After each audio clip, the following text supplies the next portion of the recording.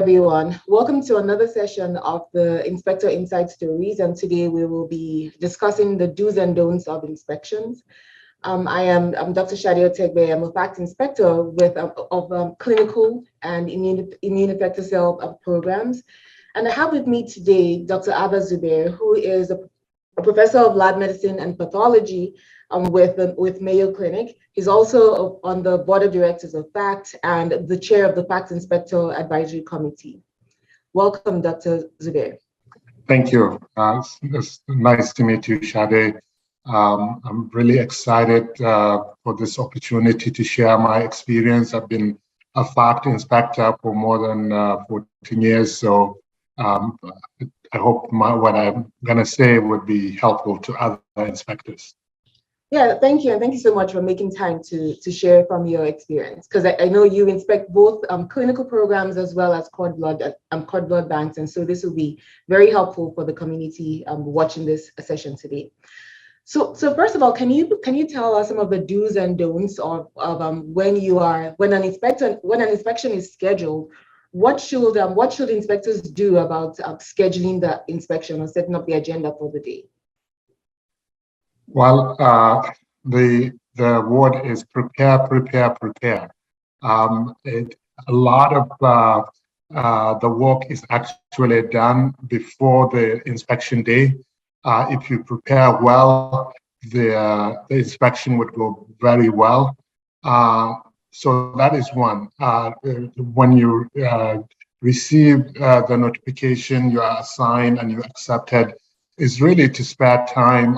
What I try to do is to put a few hours, multiple times. It might be 1 hour or 2 hours to really learn about the site that would be inspected, the org structure, the quality management plan, come up with some questions. Some of it could be relayed to them ahead of the inspection so that things are clear. So honestly, by the time I get to the inspection site on the day, it's more a little bit of verification rather than, everything is afresh. Obviously, I go through the checklist with them, but I would have done that ahead of time before the inspection so that at least I have a good understanding of the organization. Another important thing is really communicating with your colleagues that are going to be on the inspection team. A few times I'm the lead inspector, so really reaching out to them and kind of ask them if they have any questions or anything not clear and lay out the plan.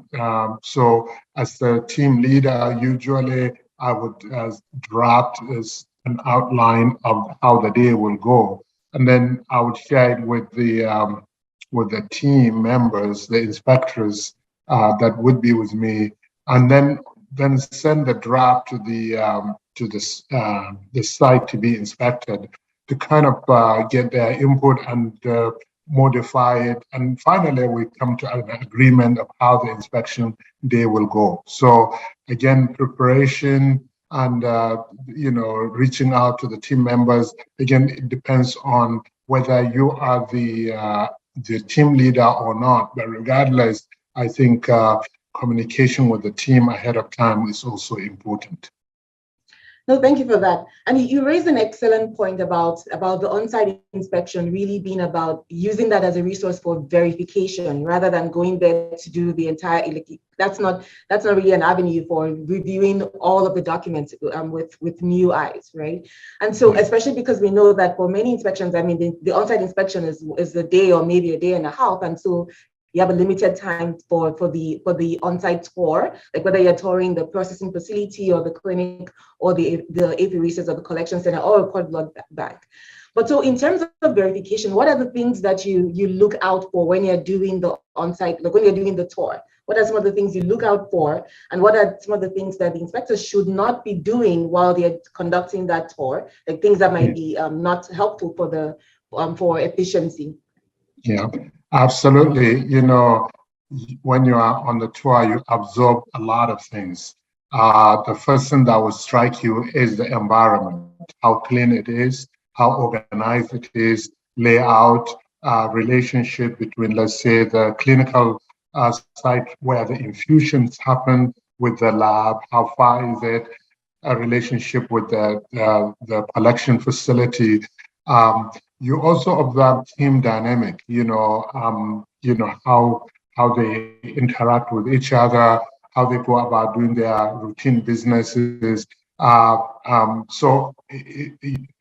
always like to take that tour, but the tour is in two parts. And I don't know whether you just referring to the initial tour, where just looking at the facility and how the lay of the land is. But there is also another part of it. I wouldn't call it a tour where I normally would like to kind of take a case and follow through the patient or the donor journey from initial evaluation to collection, and also how the lab received the product, how they process it, so I mean, usually I would ask them to demonstrate how they would do that, not in just sitting down in a room, but to go through the flow and have a good understanding of what exactly is happening. Yeah, no, that's great. I mean, I'm glad you also highlighted the fact that there are two separate parts of that. Like, so there's the just kind of doing the walkthrough, but then also engaging the people who are on site or the personnel who are on site with kind of walk me through how you would take a process, whether it's clinical care, patient care, or processing or handling of the product from start to finish. That's an excellent point for verification. Yeah. And in relation to that, I know FACT is not strict about the choice whether you want to look at other, let's say you are the clinical inspector, you can decide to say you don't want to go to the apheresis or the cell therapy. So as an inspector, you have a choice to focus in your area. Personally, I like to look at all the sites. So the initial tour, I took the pleasure of going through all the sites, because again, even if I'm doing, let's say, collection, I want to see how the clinical site really relate with the collection. How far is it? How is the product delivered? And I also want to see the lab. If the product is collected, it gets to the lab, and then the lab distributed. So whether I'm doing just lab or collection or, like, say, bone marrow, I want to see the whole program. But some people don't prefer to do that. The really caution is sometimes if you go as a team, the tour can take overly longer than necessary, and some of the inspectors would just dive into the inspection. So you find that you're not at where you should be, what the area you're inspecting, and you are spending more time in one area. So I think if as a team you kind of have an adequate pre-agreement of how the tour will be, and that this is just an observation, quick run through, and each inspector would have more opportunity to come back to the unit and do more detailed inspection. I think it's worthwhile for all the team to see. But like I said, it's really up to the inspector to kind of divulge into going to all the areas, or just his or her site. Yeah, but I agree with you, Abba, that sometimes, I mean, it's important to understand how the different units, like the spatial relationship between the different units, but also to understand how the workflow is functional between those spaces. And that's where kind of having a good communication with your team can be helpful, especially when there's time constraints, so that then other teammates, whether it's somebody who's inspecting the processing facility or apheresis, you can have some communication about how you all perceive that flow to be on the ground during the inspection. Excellent. Now I have a question for you about, so when you are engaging personnel or you're doing verification on the site, I mean, I know that all of us that are inspectors we also have practices at our own institutions, right? And we all try to feed our programs or our processes to the FACT standards. But of course, that also means that we all have different styles of implementing those standards at our institutions.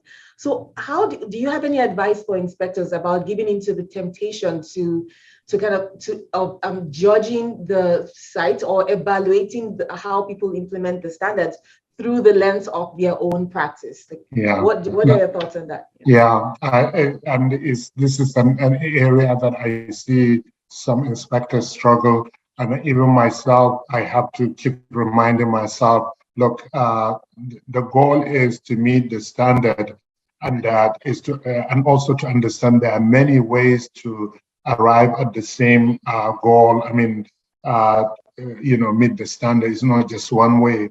I am very curious and excited to see a different way of meeting the standard.